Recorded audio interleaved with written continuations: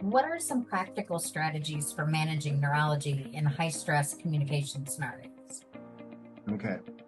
So I think something related to leadership is being in situations where the communication is intense, the stakes are high, maybe people's emotionality is high, their egos are really invested in the situation.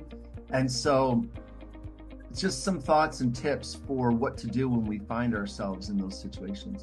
First is to understand what is happening to us. We are experiencing a very natural response to perceived threat.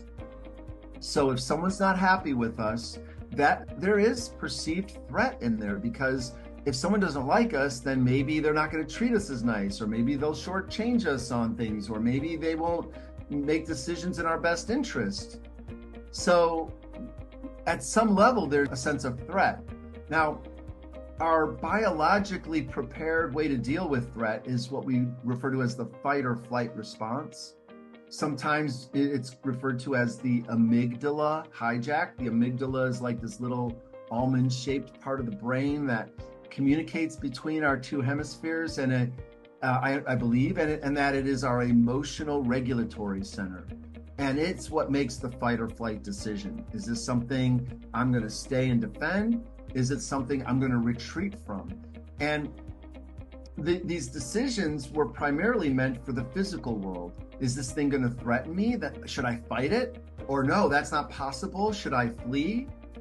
Or there's a third response. Sometimes if you see maybe in the wilderness videos, the lion is chasing the gazelle and the gazelle can't outrun it or can't outfight it, and the lion has captured it and it has no choice but to dissociate.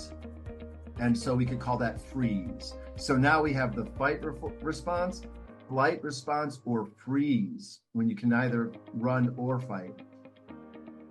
Now, this response takes over and comes with a host of physiological responses that kick into gear once that threat is registered. Our blood vessels will tighten and constrain so that it forces more oxygen-rich blood to our muscles so that we can physically react, right? Our vision sort of narrows. We get tunnel vision. We're not really all thinking of what's all out in the sphere of or the range of options. We narrow down to either, if it's fight, we're focusing on the focus or on the target, or we're focused on the exit, the pathway to escape. And so we can't afford to be taking a wide-ranging panoramic view of weighing options. We can't afford, in other words, to be intelligent. We can't afford to take the time to weigh and gather information, weigh options. Now, what happens then is that response, that amygdala hijack, the amygdala does not distinguish between physical threat and social threat. So maybe the physical threat was, oh, I got to respond immediately should a wild animal attack me.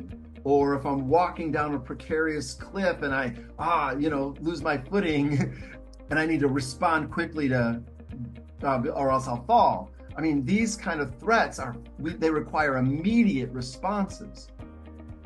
Now, fast forward a few thousand years where you find yourself in an office setting and saber-toothed tigers are not really the threat, but maybe the oppressive manager, the one who makes you feel terrible or always on edge or something like that.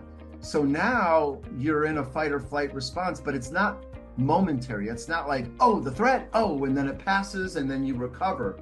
It's the threat is every time you're in that environment. Or maybe the overall relationship's good, but maybe there's an issue that pops up that's very personal. So now, what do we do about it?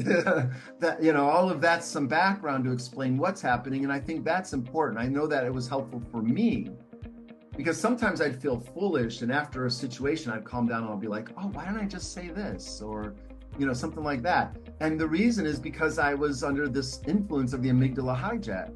So the thing to remember is that when we are emotionally triggered like that, we're almost never effective. We're almost never going to get the outcomes that we want. So what we need to do is learn to get a handle on our neural reactions, is how we talk about it. So first is to observe. You have all sorts of past evidence you could look at in your life, things that you found, really set you off, really made it so you weren't able to think clearly. You should log those. And I know those aren't pleasant. That's kind of what caused that response for you in the first place. But if we're going to do some deep work on this, that is what we're going to have to do. Then what we need to do is realize, and I learned this from a man named Mickey Connolly at conversant.net. I would say it this way. The idea isn't you're going to have an amygdala hijack. So what to do if it happens. It's more that you are going to have an amygdala hijack, and you should plan to do what to do when it happens. It's not a matter of if it will happen, it is when it happens. And what we need to do is try to catch and correct, was Mickey's advice. What we want to do is catch ourselves having the amygdala hijack. And then as quickly as we can, we want to go into a mode of correction, like, retracing our steps and resetting our response. But sometimes the catch could take a week or a year, maybe even a lifetime. Oh gosh, I was always this way.